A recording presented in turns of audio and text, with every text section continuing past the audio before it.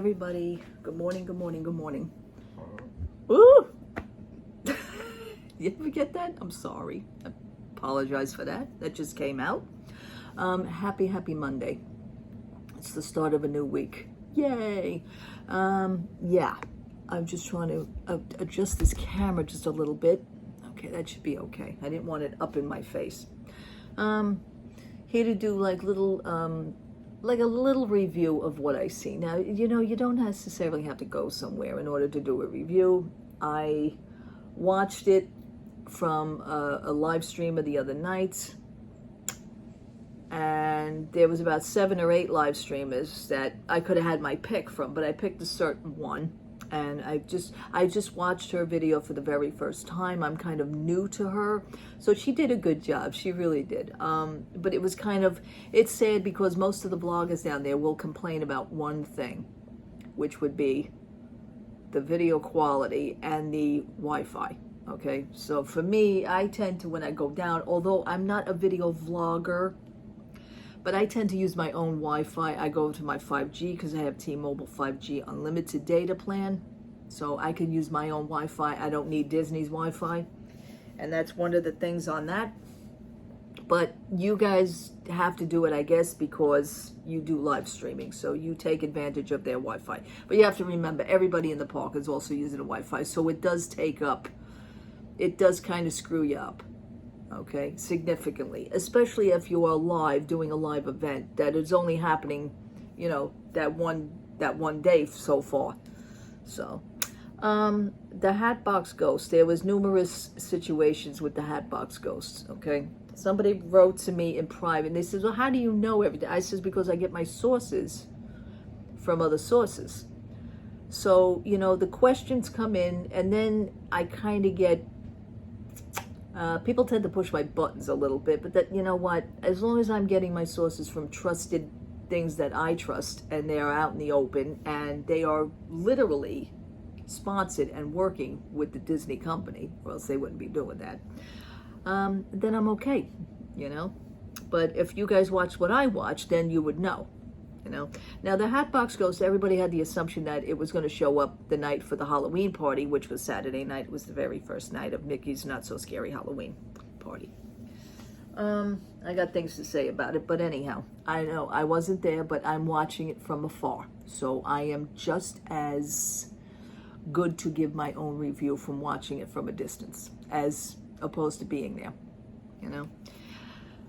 Hatbox Ghost, you know, the Haunted Mansion was shut down for a few days to do refurbishments. So we're all assuming, oh, good, the Hatbox Ghost is coming. Now, you figure that Disney would do this because the movie's already in the theater and not doing so great. You figure that the Halloween party's on. You want to get this thing up and running. You want to get it shown. And it would be a nice addition. Well, in Disney's case, they always tend to miss the friggin' mark. He was mentioned, but they didn't. When they did the refurbishments, they did a few things. They didn't put the Hatbox Ghost in. Okay, they only put the Mummy. And here is the situation with this. I do have WDWNT, which is Walt Disney World News Today. I will play this to you now with the information. Endless hallway of Magic Kingdom's Haunted Mansion as work begins for the installation of the Hatbox Ghost. Disney announced a few days ago, of course, that the Hatbox Ghost would be located in the Endless Hallway near the beginning of the Haunted Mansion at Magic Kingdom. A different location, of course, than the one at Disneyland, where he is in the attic right after the bride.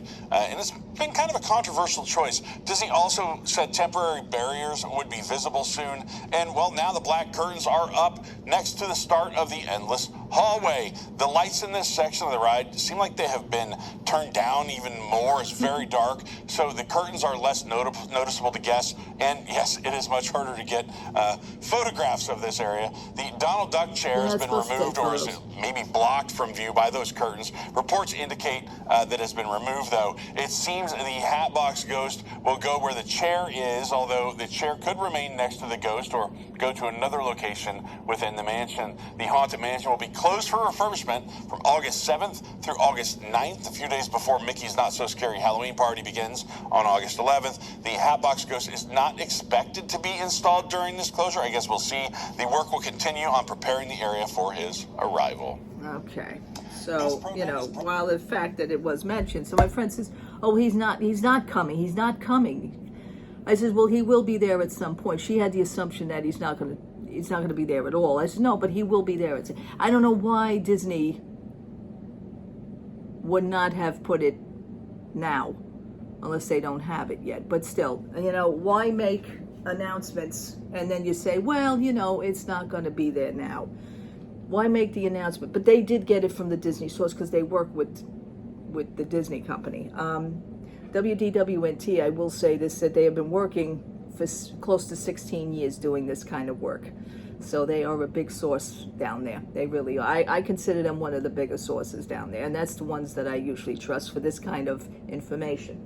So let's get to, they put the mummy there. They put a mummy in another section. So they added a mummy. They also, what I'd like to consider, ruined Madame Leota. And I will say ruined, and that's my opinion. Nobody's going to take that away from me. I like the original Madame Leota. She looked more realistic. She even looked more scarier. I don't know. Well, I mean, we know why they did it. It's probably to do the thing for the movie, and that's what she basically looks like now. You know, I don't care for it. That's my word on it. I don't care. They should have just left her alone. Really, she was a beautiful fixture, but she looked more realistic and more scarier at that point. I don't know why would you do bright blue, but that's, you know, that's to me that looks like a fake ghost. That's a fake one, as opposed to the realistic looking one. You know, somebody also said it's still the original. I says, yeah, but you know, does anybody realize the history of Madame Leota as far as Disneyland is concerned, which is the reason why we have this one here? But that was a real actual person. She was an Imagineer. As a matter of fact, years ago, her daughter did an interview, and I watched it on Disney Plus. As a matter of fact, I watched the interview with her, you know, and it was so cute because the daughter says, anytime I ride the ride, she says, and I always, you know, hi mom. She says, I always hear my mom, which is, you know, she's no longer with us, but that is so friggin' cool. But I wonder what the hell she would say about this one, you know, if they did an updo on her. It just doesn't look right. Just don't. It looks fake. It's fake. So that was it on that one. I will give a little review of the Halloween party, even though I wasn't there. I know people that were there, and I watched live streamers. I watched about 2 live streamers, but I kept intact with one live streamer mainly, and she was a woman. She did a good job. The actors, as far as the stage setup at the Sanderson Sisters, you know, the pre, you know, I would say pre-show, because that's what it is, a pre-show before the parade. It was okay. It was all right. I have to laugh at the fact that, like Oogie Boogie, when he came out, now I know the camera angle would be not good, but, you know, like if the character goes off stage, I think they should really go off stage, not stand on the side, and I caught that. Oogie Boogie went around the stage, and he just, like, stood there. I was like, okay, you know, that's like, you really want kids to see that? But, and I'm going to get to this about kids, but the stage show was okay. The acting was not, to me, passionate. And I know something working with Disney, even though it's that little series of that little cast member that I did, you know, in New York City. You guys know that story. I'm not going to repeat it. But cast members years ago gave it their all. They were proud. I don't feel the atmosphere, and I don't feel the enthusiasm from the cast members anymore. That's just how I see that. Stage show was okay. It was good. Okay, now getting through that. And the crowd wasn't really, yay, you know, wasn't really, I mean, it's not a rock concert. I understand that. But it was missing. It was missing something. So I said that to myself. I said, you know, it's missing something, but I'm going to wait. I'm going to see the rest of it. So I watched the whole entire live stream. And then we get to the parade part. Again, usually they have like a little pre-warm-up where these dancers come out and they just have this real big thing going. They did that to a certain point. I want to say that the dancers were not enthusiastic at what they were doing. and I'm gonna pull a Bob Iger because it was very hot out. I'm not kidding, but you know what? That's the state of Florida for you. You know, you got to deal with it. Okay, that's one of the requirements for living in the state of Florida. You know, you may burst into flames. You know, but anyway, that getting back with that, and then the parade comes. Now I do want to. There seems to have been, I don't know if it's me, because I've been to parades, I've been to the Halloween parade, there seems to have been things missing within the parade. I don't, the dances, something was really missing. Now, unless I missed it, because some videos were really lagging. Some videos were really having technical difficulties. So they were freezing, and they were stopping, and they were, you know, and it's not, again, it's the Wi-Fi at Disney World. But the Headless Horseman was missing from her vlog. I was watching a certain vlogger, and by the time the Headless Horseman came, the video just clipped at that point and froze, and by the time she got it, Headless Horseman was gone, so she totally missed it. And listen, it happens, but it's very annoying. But the dances, I want to say the enthusiasm, and that bothers me. That really bothers me. Because it just wasn't, I wasn't feeling it. Now, you don't have to be down there. I just wasn't feeling it. Now, maybe this was because, and I'm giving little cheesy excuses. Yeah, it was the first party of the season. It was very hot. Thinking of you, Bob. And it was just that. Now, I will say crowd enthusiasm, I feel wasn't there at all.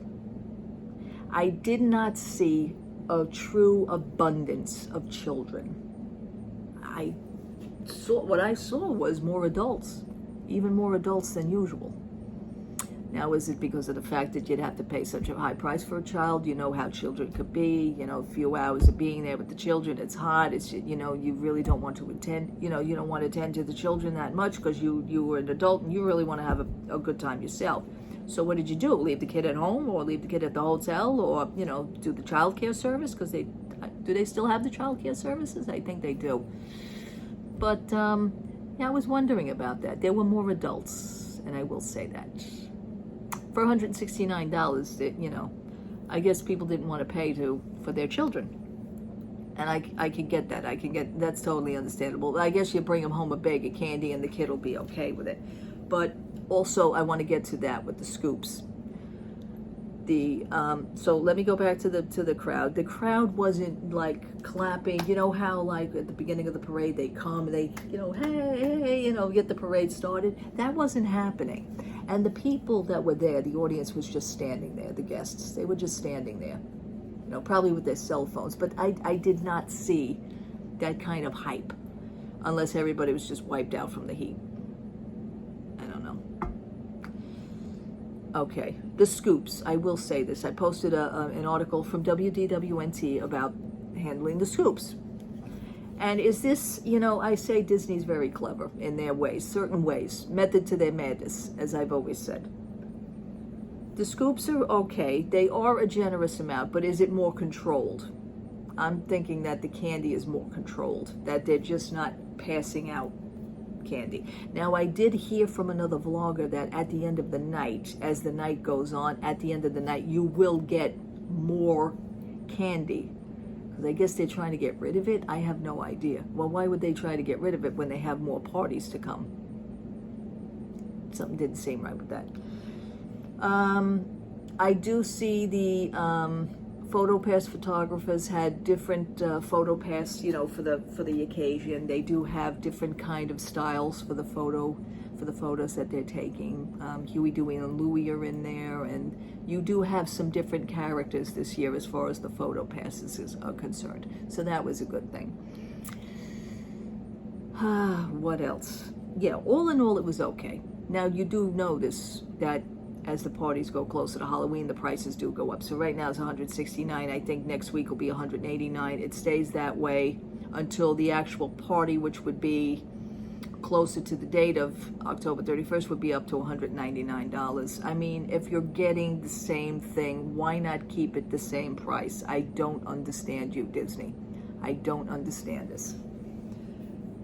You know, 169 is highway robbery as it is. We all know this, but people are going to pay it anyway, just for the experience. Oh, it was so great, you know, just to do it. But I say, why not keep it at the 169 level, and you may just get more people to go. So all in all, that was it on the party. If you guys went, let me know how you liked it. I want to find out how the Oogie Boogie Bash goes, because, you know, the Oogie Boogie Bash was having more controversy with the tickets that were being sold online and the tickets that were being sold underground. Are they real counterfeit tickets, or are they the real tickets? So you guys, you know, I guess you guys would know when you go to the park. What do you mean I ain't getting in? It's one of those. I hear the Oogie Boogie Bash is a lot times better than Disney World's Not So Scary. I've never known, because I've never been to Disneyland, so I don't know the difference, but that's what they say. So I'm waiting to see about the Oogie Boogie Bash. I want to see how that one goes. You know, I know it's a smaller park, and I know. Doors opened over here at Disney World at 6 p.m. for the at 4 p.m. for the Halloween. They were opening it up a little bit more. Wristbands. They were giving these little black ribbon wristbands with a drawstring pull, like you would see like a drawstring on a Loungefly bag. So that was kind of the drawstring. As opposed to years ago, they gave you the plastic and they locked it on you and you couldn't get it off, and you couldn't. And now this, I think about this, and hear me out on this. What are the chances? And I think like on a criminal level sometimes with this. I tend to go to a deeper thought. Now, do those ribbon wristbands have the date on it? Because there's numerous ways I can go on this, and I'm going to let you know my ideas. Now, even though years ago they had the year on our wristbands, they didn't have a date, but you couldn't get them off and put them back on, because they had that clip, they had that special clip, and these things were like, son of a gun to get off. I mean, I had to cut mine off. And one year the girl put it on me, the cast member put it on me so tight that it was actually cutting into my wrist. It looked like I was slitting my wrist. And I says to one of the cast members, I says, please, I said, you gotta like, I can't even stick my finger in to give it some room. I says, I'm being strangled here. You know, you're cutting off my circulation. They wound up snapping it off, and they wound up giving me a new one, looser. So that was good on that one. But these are a black ribbon type drawstring. So was that easier to get on and off? Maybe. Was it cheaper? Probably. Way to go, Disney. But here's what I thought of. For the next Halloween party and the next one and the next one, do they in fact use those same wristbands for all the parties now? Is it still the black drawstring wristband? And if not, does it have the date on it? Not just the year, but the date of the party. And the reason what I came up with is that anybody, thinking of how I would do this, anybody would in fact go to Disney. They already went to the Halloween party. Let's say 3 days later, here comes another Halloween party. You know what? I'm going to go again. I just put the wristband back on. I'll just put it back on. And then if anybody at the park asks me, you know, are you here for the party? Yes, I am. Now, unless for the next Halloween party and all the other ones, do they in fact, I'm going to make a suggestion to them, do they in fact use different colored wristbands? Maybe that's a possibility. Because you just can't use the same wristband for every party. I just don't see that happen. Somebody's going to try something. And how would you know if they all running around with the same wristband? That's what I came up with. Because I'm always thinking about those things. So it's going to be real interesting now for the Oogie Boogie Bash. I want to see. I want to read some of the articles. I want to see who didn't get in, who did get in, who had counterfeit tickets because of all the chutzpah going on of people reselling tickets. So yeah, and I think I'm going to end it here. I thank you so much for watching. Thank you so much for hanging out with me. Thank you. Just sitting here having the rest of my tea. I think I'm going to get ready. I'm probably going to go out. That sounds about right. I played my numbers. My number didn't come out. I'm just going to keep trying until I win. That's all I can do. Have a wonderful, wonderful Monday. I will be back soon. Love to all. Take care. Have a great day. See you soon. Bye-bye.